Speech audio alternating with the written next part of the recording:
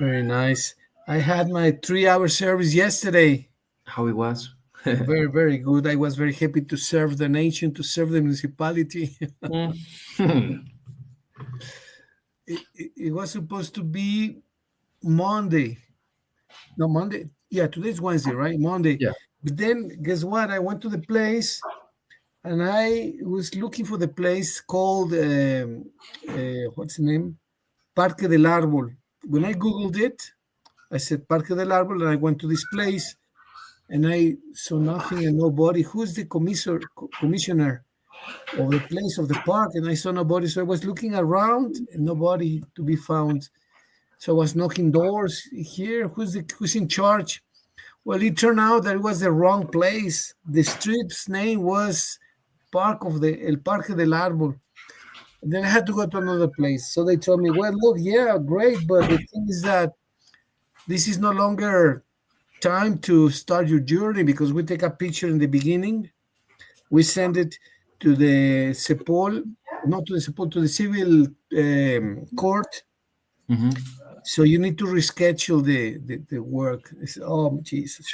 And I spent like over more than an hour looking for the people. So, well, I had to go to do it again, but then I changed places and my service was in the cemetery yesterday. How it was? It was great. Yeah. I Yeah. met three people and we were just chatting 3 hours. Then I went out for some sodas. I brought them sodas. It was really good. If it's not your permanent job, it's okay because it's a distraction. You do something different, even if it is sweeping, Yeah, of course. it's okay. And you get to understand people who have that job permanently.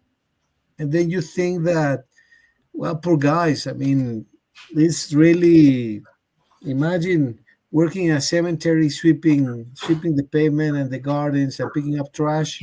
It's not a nice job to have permanently.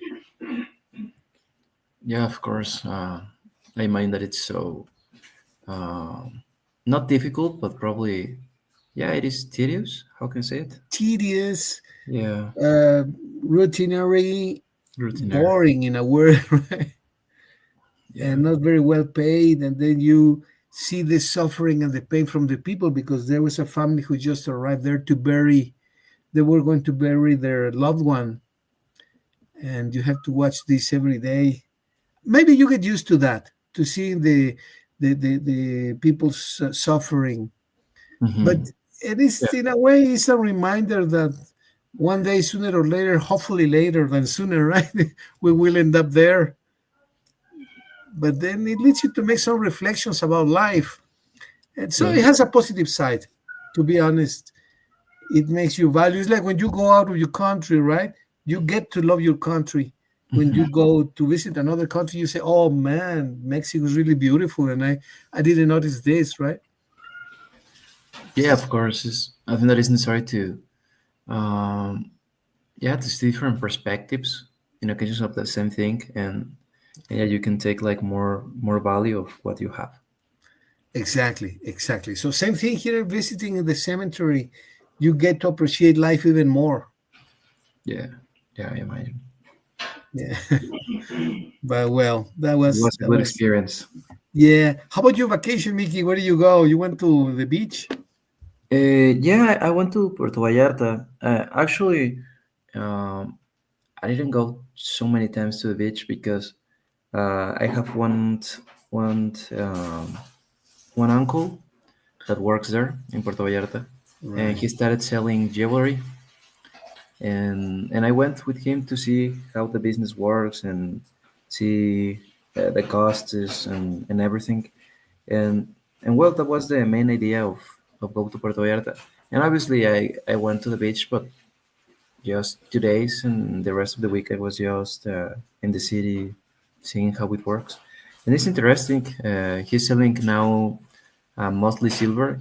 He's gonna start to sell gold too, but you know that gold is much expensive than silver. So he's now just selling silver, and he's doing it good.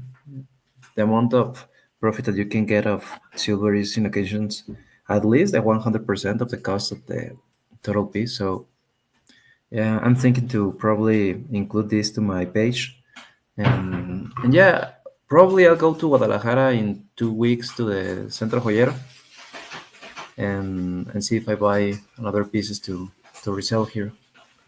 That'd be nice. That'd be nice. Let me ask you something. Some Yeah. of the silver that is sold in Guanajuato is actually not worked in Guanajuato. They extract it from Guanajuato, but for some reason they take it to Guerrero, and the artisans work it over there. They are great art crafts, Hmm. artisans. Is that true? Most of the cases, or what have you seen in this case? What did you chat with your uncle about this topic? Yeah, actually, so many of the national pieces that he was selling are from Taxco, That's Guerrero, yes. Taxco Guerrero. And and can you just wait me 10 seconds because my mom is gonna do a Absolutely, little bit yes. of noise. No, don't worry, don't worry. Thank you, teacher. That's okay.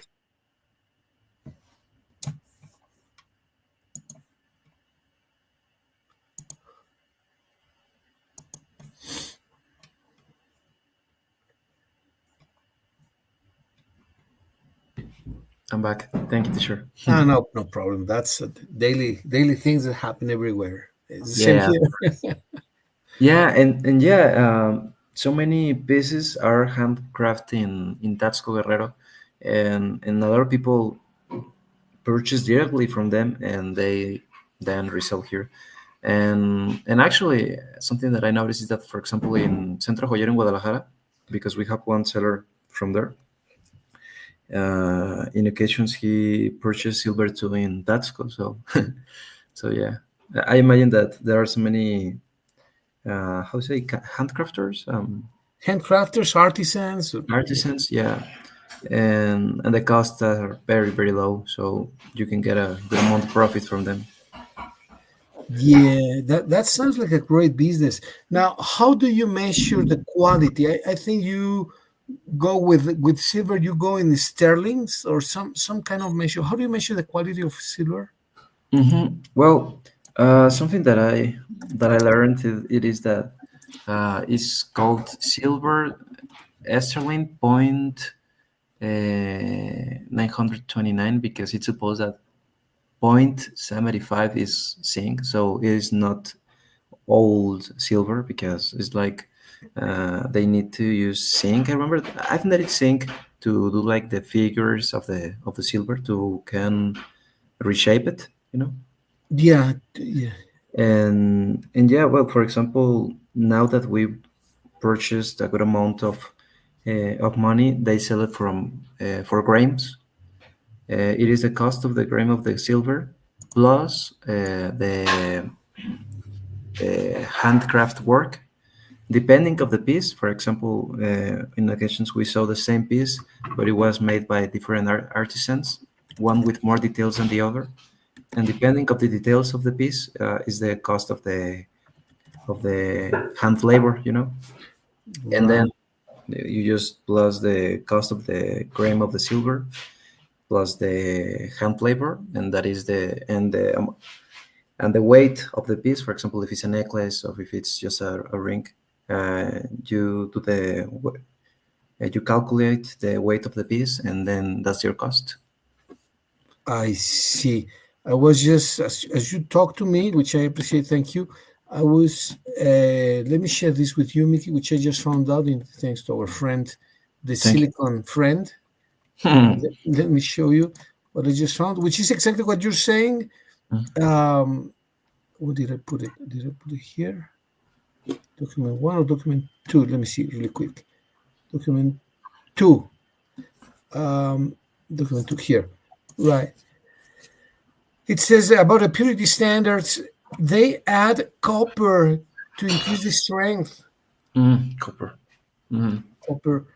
And they also can add zinc and other metals. I understand that's so. Yeah, because it is very malleable. Silver, the Yeah, same as gold, are very malleable. So it bends very easily. So you need to give them some strength, right?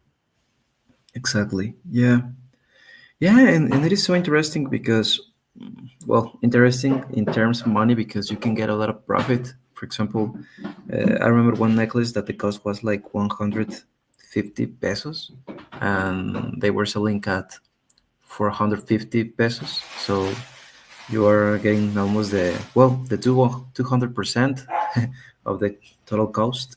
So you can get a good amount of profit from silver and obviously from gold too, but Yeah. it's much expensive. Now, when you talk about design, design is obviously uh, based on perception, right?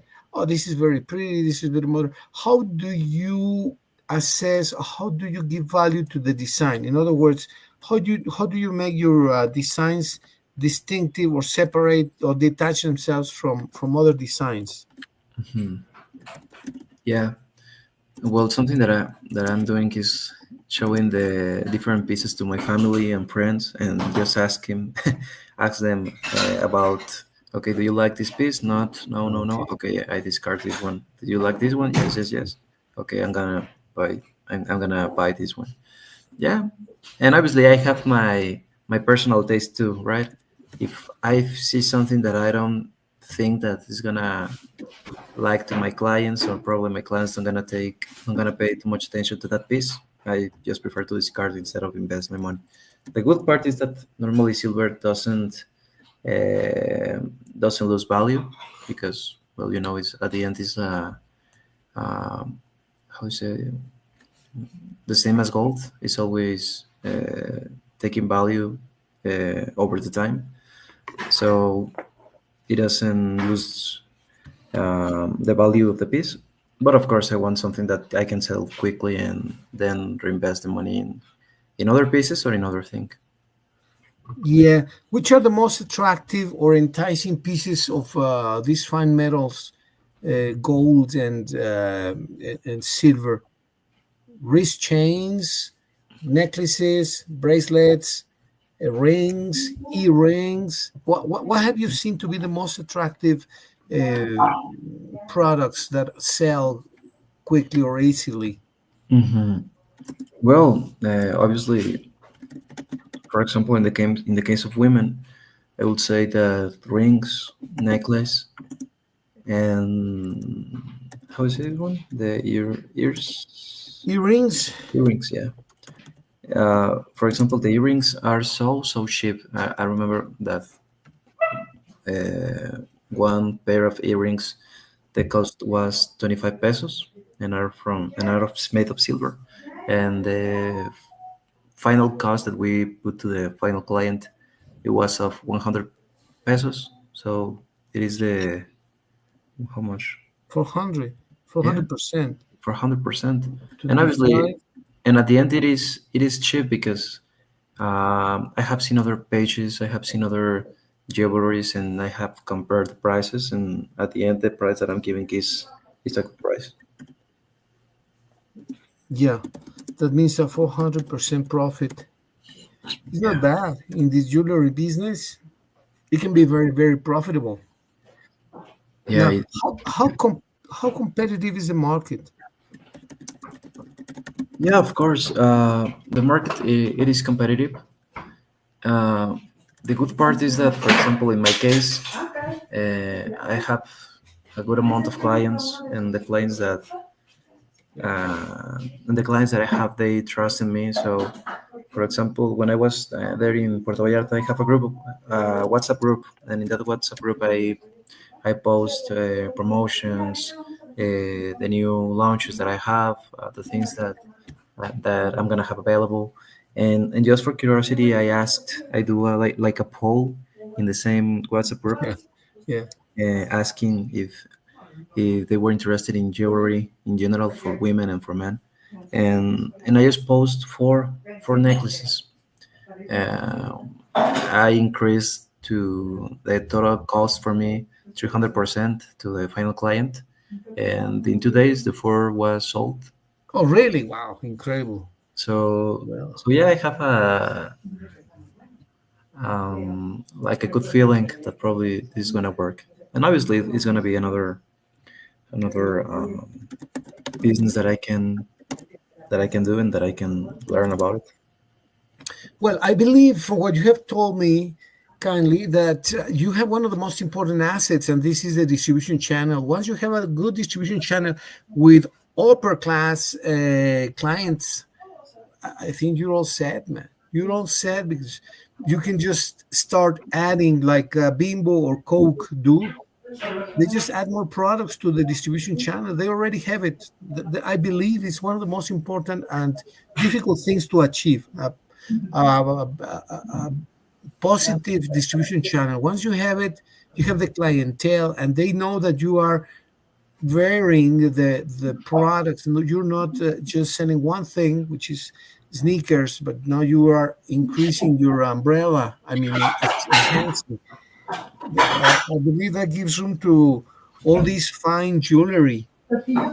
And I wanted to ask you, is it engraving difficult to do? Because many people will want to see their names probably, or a brand or a logo. So how complex or easy is the engraving process in silver or in gold? I don't think it should be that difficult, Mickey. What do you think? Mm, probably.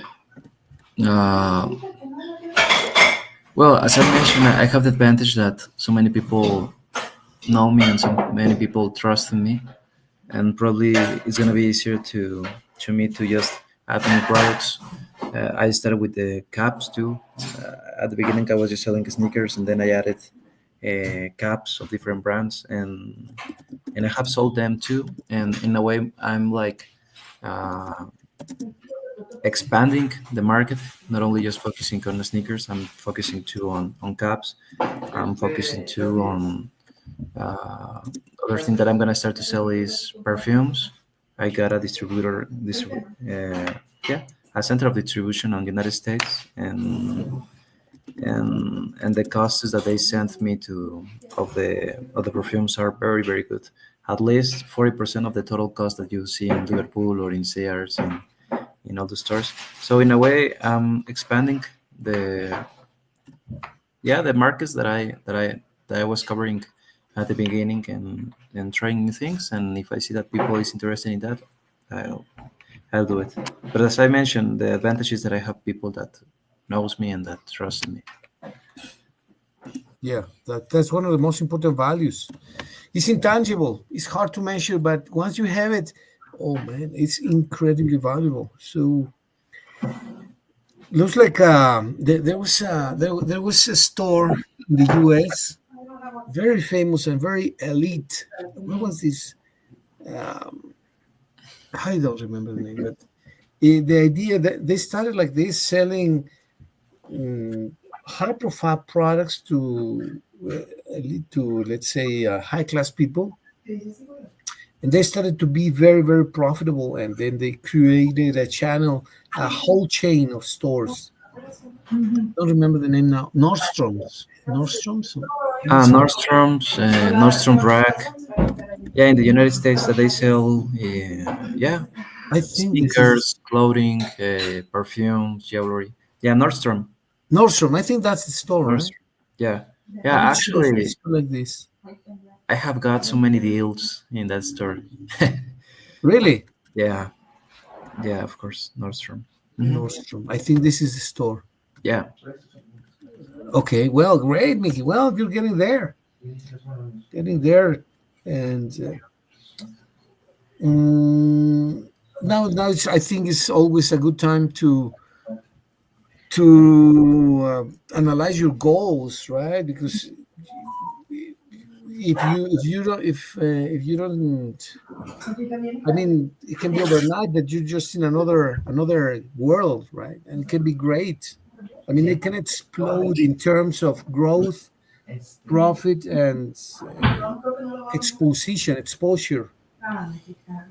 Yeah. Because you're growing your clientele. I mean, it can be really really good. It's a great time, Mickey. I'm very happy for you, and I think it can become something really really strong and powerful. How do you feel about it? Thank you, teacher. Yeah, I feel excited in a way. Uh, I have learned how to expand the business and how to, uh, in a way, like lose this fear of try something new. Because at the beginning, as I mentioned, I was just selling sneakers, and then I did a tour to Six Flags, and Right. probably if you ask me that in uh, 3 years ago, I would say that I would that I wouldn't do it. But now that I tried it, I think that in a way you can like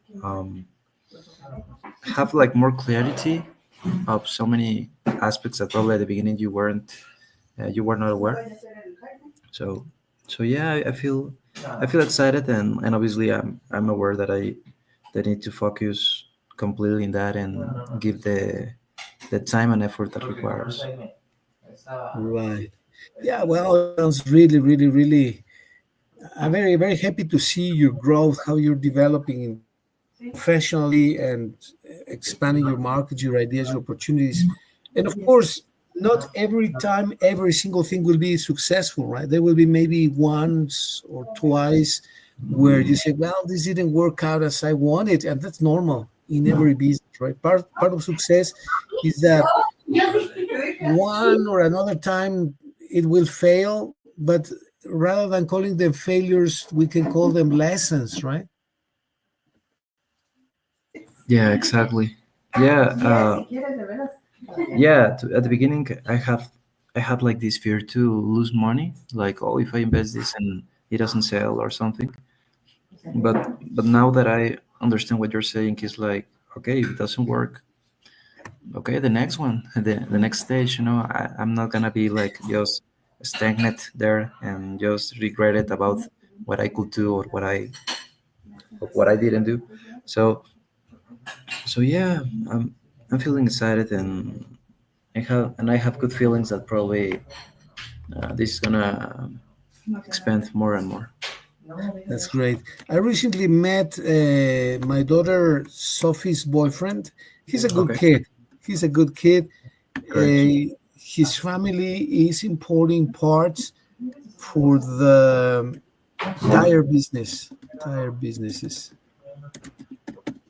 So these businesses that require parts to change the tire, to fix the tire, machinery, the patches. Sometimes they use patches to fix the tire to to recover it. The coats, the coating, painting, paints, and many other products for the tire industry. And they are importing that from China. And the kids' family are distributing this product nationally, which is wide scope, Risi. Defining the scope is also an important decision that businessmen need to take, I think, because you want to serve a small territory with a lot of products or a large territory with few products. How do you see this decision that sooner or later you will need to take, or probably you're already taking, which is defining the scope? In other words, many products in a small territory, or that can be an idea, right? Yeah. Another can be a few products in a large territory, or even more ambitious, many products in a large territory. Everything is possible.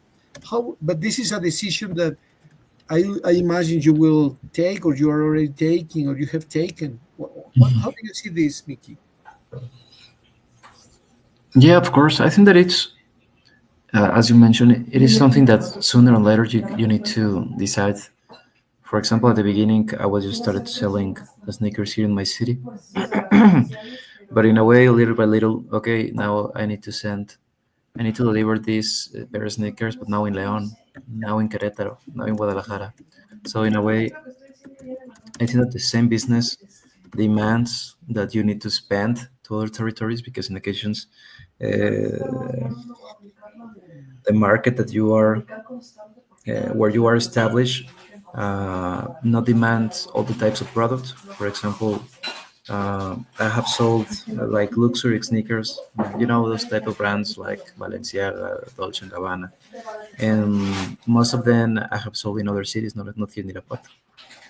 So the advantage that I have is that in occasions, as I mentioned, I have this WhatsApp group now that I created. I created this WhatsApp group at the end of December of the last year, and in less than 1 month now is above 120 members in that WhatsApp group. Wow.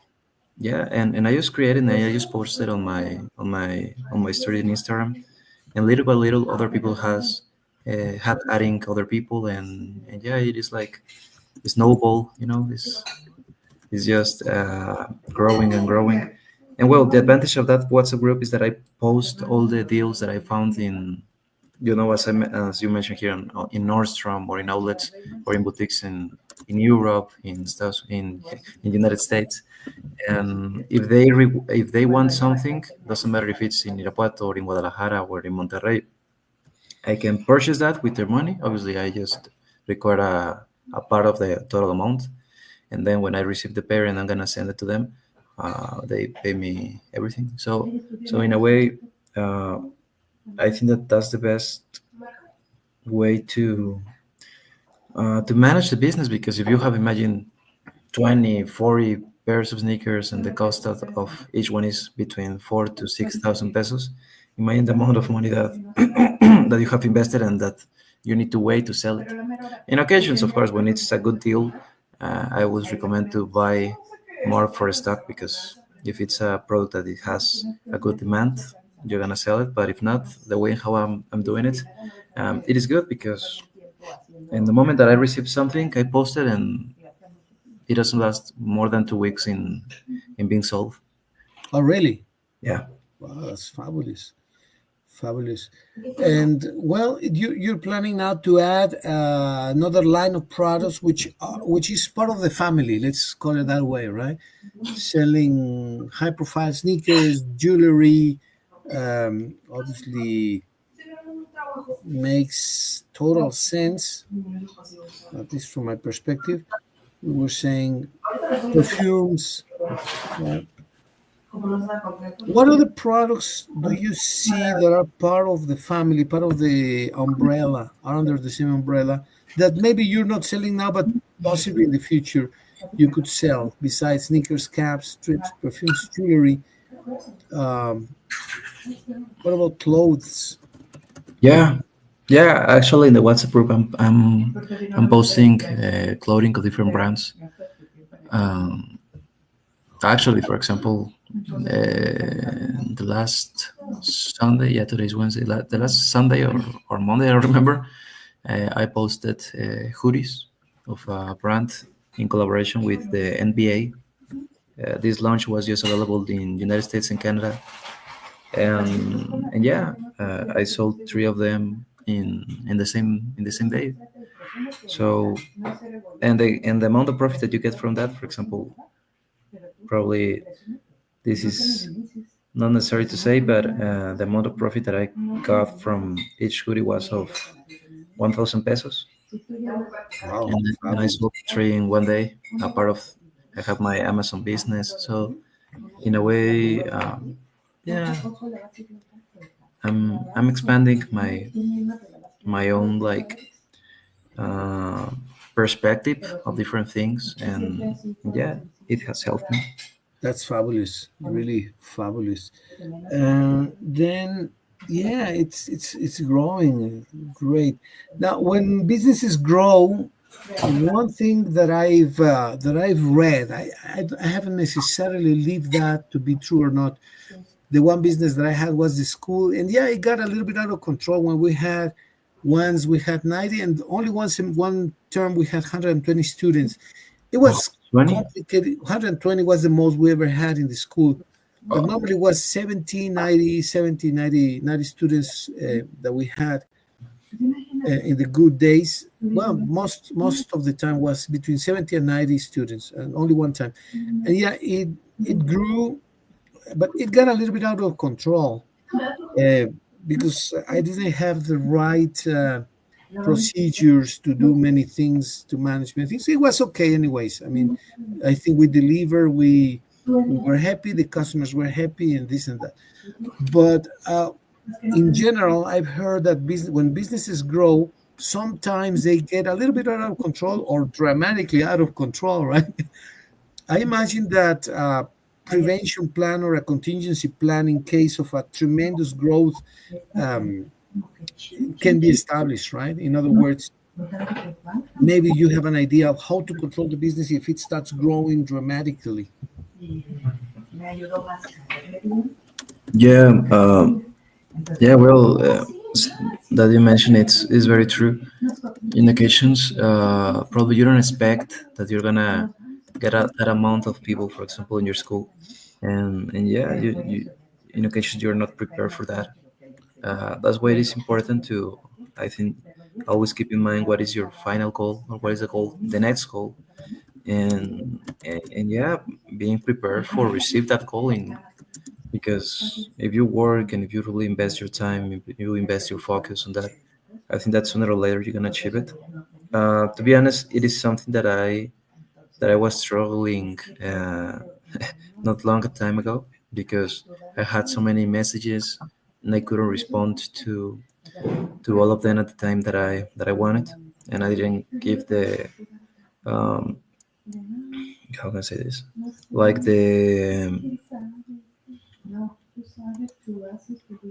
the value of each conversation. So now the first thing that I do, apart of obviously read a little bit at in the morning, is see the pending messages that I have and answer to all of them.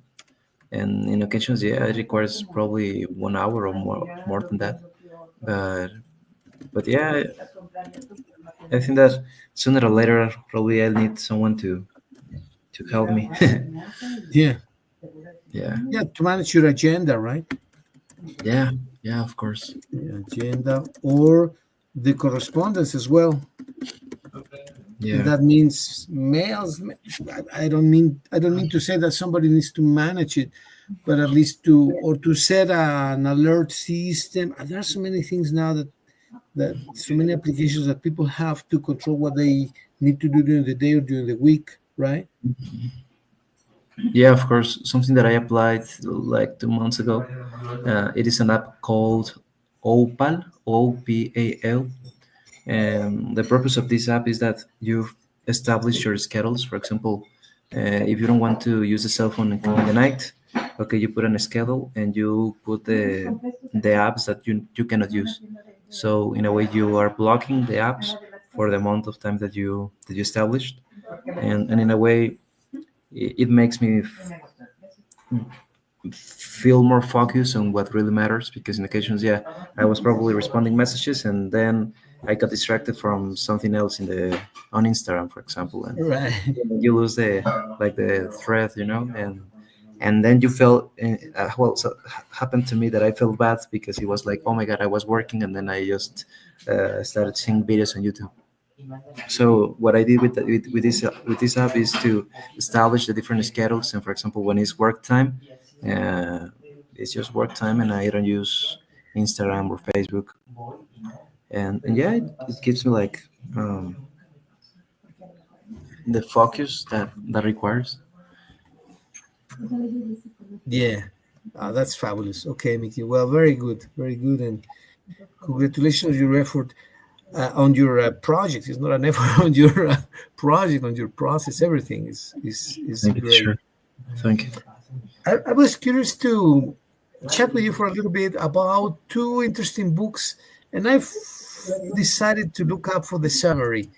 They are more or less connected with the topics that we've been working on. These Perfect. are one is the book that we already talked about, written by Pierre Bourdieu, a French writer. Pierre You. Urdu. Bourdieu. Bourdieu. Well, it's below. I'm sorry, it's Yeah. below. Yeah. And let's take a quick look at it and see how you see it, the distinction, the critique of the judgment of taste. How taste is developed, established, and how it makes, they call it distinction. Let's see what you think about it. Can you please take a look at the first paragraph, maybe read it, and then we discuss it a little bit? Yes, sure, of course. In distinction, Pierre Bourdieu examines how cultural preferences, what we like, consume, and appreciate, are deeply tied to social class and serve as tools for maintaining inequality. This groundbreaking sociological analysis dissects how taste is not an individual or natural phenomenon, but rather a social construct shaped by economic, cultural, and social conditions. What do you think of this paragraph, Mickey? Well, with this paragraph, I just want to read the book because it is something that I have thought in so many occasions. For example, in the music that some friends or people that I know listen to, and it's like, oh my god, how is possible that you listen? But then when you know more or less the background that they have, it's like, okay, in a way, probably they feel like represented by that type of music, or what they read or what they think. I don't know what they support. Uh, but yeah, in a way, I think that those music, movies, news, in a way, is a way to maintain this inequality because they are giving probably, how can I say this? It is it is complex to me to say, but um, well, in Spanish, I don't know how can I translate it correctly, but it's like atole con el dedo. What would be like another phrase in English that I can use? Okay, to that's a good one to translate. Yeah, they're fooling people. They are just fooling people. Fooling Fooling them. people. Yeah, in few words is that. They The are issue is fooling. that people in so many cases is not aware of that. Yeah, that's true. I mean, it's an very interesting concept. Like all social concepts tied to economics, socioeconomic concepts are incredibly interesting because that's what we live, right? That's what we see, what is in our daily lives. In this paragraph, for me, the word that impines me the most, that impresses me a bit, is the word inequality. And I was just thinking, making reference to the wild world where we see felines, canines, mammals of all kinds, tigers, leopards, lions. Yeah, they are not equal. They are actually unequal. Actually, that's part of human nature. That's part of nature. And human nature, why should it be different? Why should we always be striving to be equal? Because we fight one way or the other. I mean, they say, no, that's unequal. That there is too much inequality. But why should we be equal? And then I kept thinking, well, I am myself a victim of this phraseology. They say people are not equal. That's not fair. Then I said, yeah, that's not fair. But then I kept thinking, why should all we be equal if we're not equal? I mean, you have different races of dogs, German Shepherd, a Husky, Siberian Husky, uh, Akita, etc., etc. And we're all, I mean, dogs are different, cats are different, felines are different. Why should we be equal? What do you think about this word of inequality, Mickey?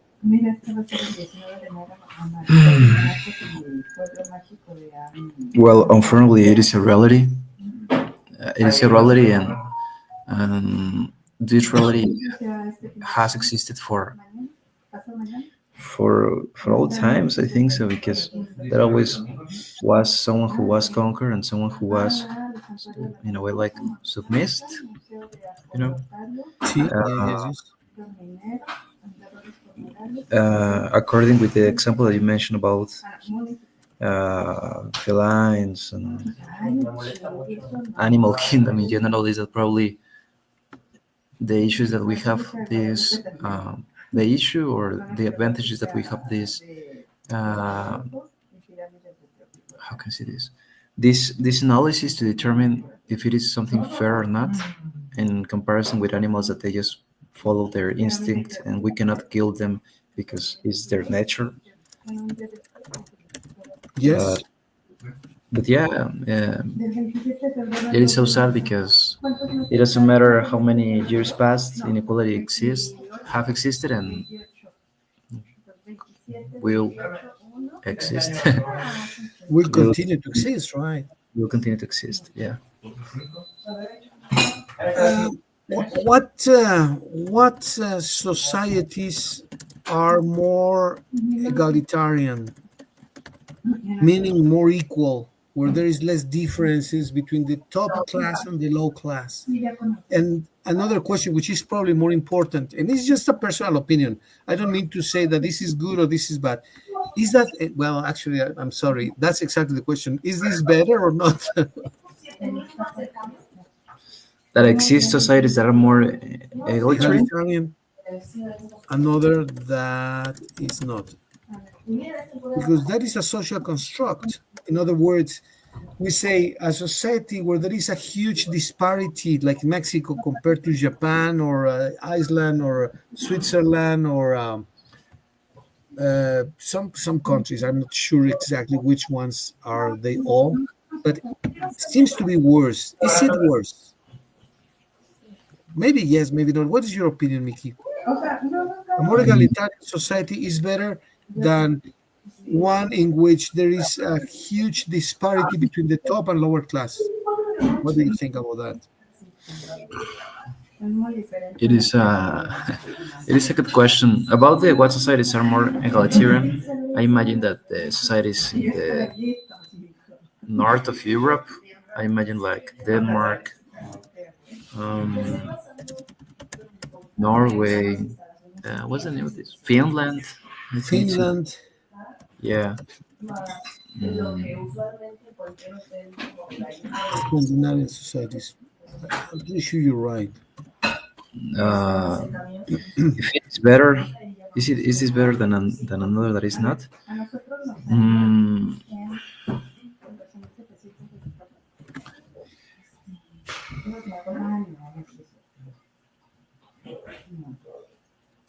well, I don't know. It is my personal opinion. In a way, it gives me like hope. See that there are countries or cities that are uh, more egalitarian, and in a way, I have the hope that probably one day we can learn or practice things that they do. That obviously we cannot apply the same here in Mexico because we cannot compare the infrastructure that have, for example, Norway or Finland. But yeah, I believe that probably it's possible that we can one day be more egalitarian. And but I don't know, probably it's just a romantic idea. Could be, could be. No, I mean the concept, the question of being better or not is a very complex question. Actually, it looks very easy, but it's very complex because it talks. It refers to the ground of definitions. What is better? Better for who? If I am the king, obviously it's better to have a royal system, right? If I am a slave, it's not. So like everything, one of my teachers said to me, you cannot give a straight answer that is universal. It depends on where are you standing. If you are if you are a Democrat, obviously you live in a democratic country. It's good for you that there is democracy. If you are the king or the czar, or if you are the Maraja or something, it's better to have a totalitarian system, of course, because you are the king. Right? So it depends on when you are standing. For societies in general, yeah, more egalitarian society is better, right? If you are part of the club of the wealthiest guys, yeah, obviously it's going to be better to maintain the status quo because obviously it's what is better to have more or to have less. Well, it's better to have more of everything, more food, more space, more territory, more shelter, more clothes, more health. Yeah. So it all depends on where people are standing. If I am standing in a maybe middle class where I see that the middle class is shrinking and the lower class is expanding, and I see that as a threat, but I see, well, maybe I will join the low class if I don't do something, then it's at risk, right? You can say, well, I decide to move to the upper class, which is nothing wrong with that, or I can decide to look for ways to maintain the middle class wide or big, or to get rid of the low class. In other words, to improve the standard of level. What do you think about these options, Mickey? Yeah, of course. As you mentioned, it is true. It depends of where you're standing. If I'm in the middle class, probably in my case, for example, that I have like this aspirational way of thinking. Obviously, I would like to improve it, not just for me, for all my family, but I know that not all people think that's the same as me. Yeah. Right. And obviously, I need to respect the other perspectives because, in a way, it's related what we when they mentioned that everything depends of the background of the people. Probably we think in the way that we think because we have been influenced, or the things that we have read, the news that we have seen, the books that we have read, uh, in a way, are leading us to think in this way. But we cannot just impose that idea that what I think is correct and what others are not. So, Right. mm, so yeah, it is interesting as and as you mentioned, I can define my answer just depends of where you're standing. Yeah, yeah, yeah, exactly. It all depends on where you're standing. And that gives the clue to different people, right? And well, that's an interesting concept. Let me go to the core of the book, which is core themes and concepts. Let's see about this. I'm sure these are all concepts that we are familiar with. Let's take a quick look at this. Mickey, please, can you read core themes and concepts in this book? That I admit I haven't read it completely, but I'm going to continue reading it until I finish it. Yeah, of course, core themes and concepts. Cultural capital. Definition: cultural knowledge, skills, and possessions that signify social status. People from privileged classes possess and display more cultural capital, enabling them to maintain their status. Example: knowledge of classical music, fine art, or literature is often seen as highbrow, signaling refinement and exclusivity. Yeah, which is it shouldn't be, but in a way it is, right? What music do you listen to? That indicates more or less in certain countries if you are part of certain social class, right? And that allows the society to distinguish or to to see you in a correct place. It's like if you see a lion swimming in a lake, you say, well, that's probably okay for a lion, but it's more proper to see him running in the savannah, right? Or if you see a chimpanzee in the dunes, you see, well, the dunes is not a place for a chimpanzee. They should be in trees, jumping from one another in the jungle, grabbing bananas, right? So somehow we don't want to see a very wealthy, classy man in a poor neighborhood, or vice versa. This experiment that we talked about, who was this? Elon Musk or someone dressed up as a bump, enter a fine restaurant. Remember that we talked about that experiment, or was Yeah, it with? Yeah, yeah, remember. yeah. Yeah. So it's out of place in a word. Sounds ugly. Sounds uh, deprecating. Sounds not nice. But it's the reality, right? Reality. Yeah. This should go here. This should go there. So categorizing music more or less puts each person in a place. Uh, well, what do you think? Now these guys with banda music portraying to be in the narco business, is it in conflict with the other upper class? Are there two upper classes, the people with knowledge, with refinement, and people with a lot of money but no manners? So what do you think about that? How do you see these people? Yeah, actually, I was thinking in the same example, in in this type of music called corridos, Right. banda music. Yeah, yeah.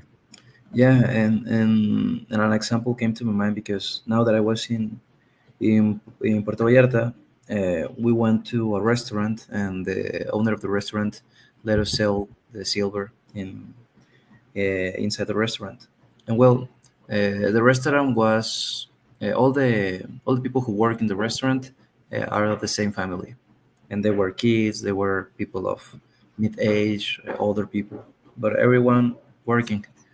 And then I saw one guy, probably the kid has no more than 12 years ago, 12 years ago, 12 years, sorry, 12 years old, and something that take my attention is that he was wearing like a little bag here, and he was the only one who in the we went to this restaurant 4 days, and the 4 days I just saw him the first day, and then I didn't see him back. And well, what I knew after that is that he was selling drugs near from the restaurant, and yeah, and in a way it's because all the music that kids were listening was Peso Pluma, this type of music of narcocorridos, and yeah, in a way, the obviously the artists and the music producers know the target that they were focusing, and they know probably the scarcity and the disadvantages that they have, and in a way they are selling like this aspirational feeling, but through selling drugs, being part of cartel, and yeah, it is a mess, but it is a reality that it is happening here in Mexico, that people probably don't have the know, how can I say this, mm, Alternatives? yeah, alternatives and experience to understand that everything is fictitious and it is not reality, because obviously if a kid of 6 5 years old is listening to the music, well, what other alternatives or perspectives you have is what you know, and well, you know the consequences that could have work in those things. Yeah, I was just wondering if it would be practical. Maybe it would. I'm sure it would be practical for songwriters to write something. I mean, maybe sounds ridiculous because I haven't seen it. Right, something that motivates, encourages people to grow. I mean, to grow food, to grow plants. Yeah, I know that it sounds ridiculous, right? Plant your trees, grow your apples, have your farm. A very, very, That would yeah, be great. it'd be great. Yeah, but I haven't seen songwriters write about this topic. Yeah, they write about love, about nature, about freedom, about all these values. But I haven't seen many. There must be. I'm sure there will be a couple of songs that here and there. But in other words, to counteract this, let's call it bad music. Well, the way to do it is with good music, right? Like one day, when somebody told me, "Oh, the TikTokers don't do other thing but to portray and promote bad practices," I told him, "Well, we can do TikToks to promote positive things, right?" Same thing with music. There are writers that write this type of music that we know. Well, why don't we motivate young writers, young authors, to write something positive? I mean, with a political message, yes, but at the end, everything is political. And when I say political, I don't refer to the political parties. I refer that there is an agenda. If we want to heal society, why don't we develop? I mean, why don't we motivate musicians to write something that opposes these other guys? What do you think about this idea, Mickey? Yeah, of course, would be great. uh, Probably people just follow trends, just follow genders, for example, these narcocorridos, and they know that at this moment is what is trending and what sells, unfortunately. But as you mentioned, for example, I have listened of songs that they say that they harvest marijuana and that they sell marijuana. Okay, why you don't sell something else, right? Just drugs, Corn. corn, for example. I for started a potatoes. huge plantation of corn playing the guitar. I don't know. I don't know, but yeah, it is a reality, and it's something that must be controlled. But for example, you know what happened here in Irapuato the last week, No, the what last happened? weekend. Um, People in motorcycles were shooting to different businesses. Oh, no. Yeah, not with people inside, but like a threat of that they need to pay. You know, like this pago de piso. Right, ransom. Yeah, and it was a lot of people was scared. I don't know if you know Dinabet. This Dinabet is like how can I say this? Like pharmacy for pets. Okay, okay. Yeah, and it was closed because they were threatened they cannot pay for the amount that they were requiring. So now, and a lot of people, well, are part of those groups because they were influenced by this type of music, this type of news, this type of, yeah. Wow, it's really ugly, really, really ugly. Uh, and it can get worse if we don't offer a quick solution. I guess I'm more or less confident that the new governor is going to establish a solution that probably will be a tough one, but I'm sure that she will take the the bull by the horns, as they call it. Right? I I hope, hope. I hope to. Yeah. But well, let's see. Let's see. Yeah, let's see because we cannot just continue like this. Um, I still believe that this would be a great idea, right? There are so many bad songs, bad propaganda, bad promotions, TikTok, publications that people is almost forced socially, or we have the moral obligation to counteract that. And the next time that I talk to a musician, to a composer, to someone, I'm going to ask him or ask her to build, to develop something that counteracts that. Plant your strawberries with this rhythm, or plant your your broccoli. It's going to sound ridiculous, yeah, maybe, but I don't care. I mean, I'll do my attempt. I'll try at Yeah, of least. course, that's important. Try not just criticize. Yeah, it's a good idea. Well, let's see. Let's see. If you see a song that it has become a hit, you know where it started, Mickey. Just my fighting for a good message. Yeah, exactly, exactly. Well, um, why don't we continue next possibly today's Wednesday, maybe next week, Mickey, because this Friday I think I'm gonna go out of town. Okay, teacher. Yeah, don't worry. Next week is perfect. Maybe Monday. Yeah. Okay, teacher. Perfect. On Monday. Okay. All right. And congratulations once again on your progress on your businesses and this new line of products. Sounds looks very promising, right? How do you feel about it? About it?